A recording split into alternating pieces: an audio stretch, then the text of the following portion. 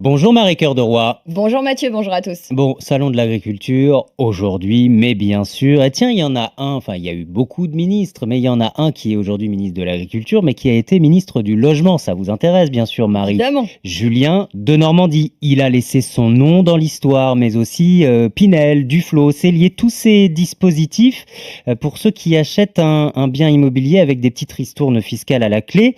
Eh bien, parlons-en aujourd'hui, Marie. On en est où de tous ces dispositifs? Alors je vais pas vous faire le tour d'horizon de tous les dispositifs fiscaux d'aide Oui, à merci. l'investissement immobilier. Je sens que je vais pas bien vous réveiller sinon. On va se contenter de ceux dont on vous parle assez souvent en famille, entre amis, sur les réseaux sociaux. Quoi Mathieu? T'as pas fait de Pinel Mathieu? Tu payes trop d'impôts?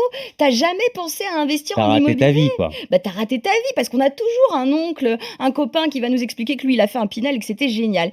Effectivement, aujourd'hui sur le papier, vous avez des dispositifs hyper attractifs. Vous achetez un bien immobilier, vous vous engagez à le louer pendant X années et en échange, l'État très généreux vous accorde d'importantes ristournes fiscales. Alors concentrons-nous sur deux dispositifs en particulier, les plus connus, le Pinel et le Denormandie. Alors avec le Pinel, d'abord, vous achetez un logement neuf, donc vous soutenez la construction. Vous vous engagez à louer ce logement pendant 6, 9 ou 12 ans. À chaque durée d'engagement, une ristourne fiscale différente. Plus c'est long, plus la réduction d'impôt sera élevée. L'autre dispositif, vous le disiez, c'est le Denormandie. En gros, c'est une sorte de Pinel pour l'ancien, sauf que là, il s'agit de rénover le bien que vous allez acheter. Alors attention, je vous parle de gros travaux là, puisque ils doivent représenter ces travaux au moins 25% du prix d'achat. Et derrière, comme pour le Pinel, vous vous engagez sur une période de location en échange des mêmes ristournes fiscales. Mais alors qu'est-ce que je dois préférer? Choisir entre Pinel ou Denormandie?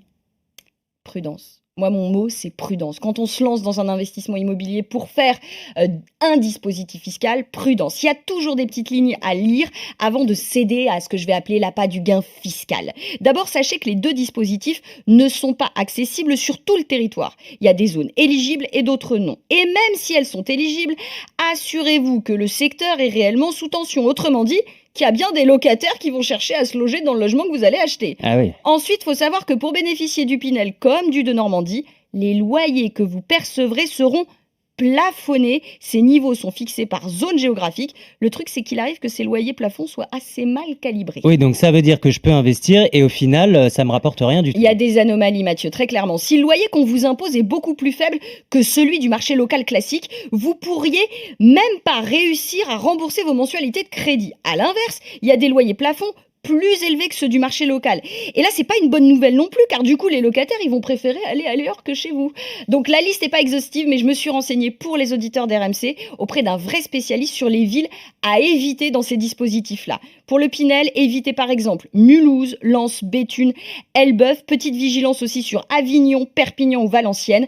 Pour le Denormandie, évitez Saint-Dizier, Charleville-Mézières, Tarbes, Châteauroux, Lourdes. Voici quelques-unes des villes à éviter pour l'instant. Pour l'instant, parce que ça peut évoluer? Ça va changer, Mathieu. Le gouvernement a déjà décidé de modifier le Pinel pour l'an prochain, alors on en reparlera. Mais ce qui est sûr, c'est que cette instabilité fiscale, cette succession de dispositifs, ça aide pas à convaincre. Écoutez Guillaume Martineau, le patron du réseau Orpi.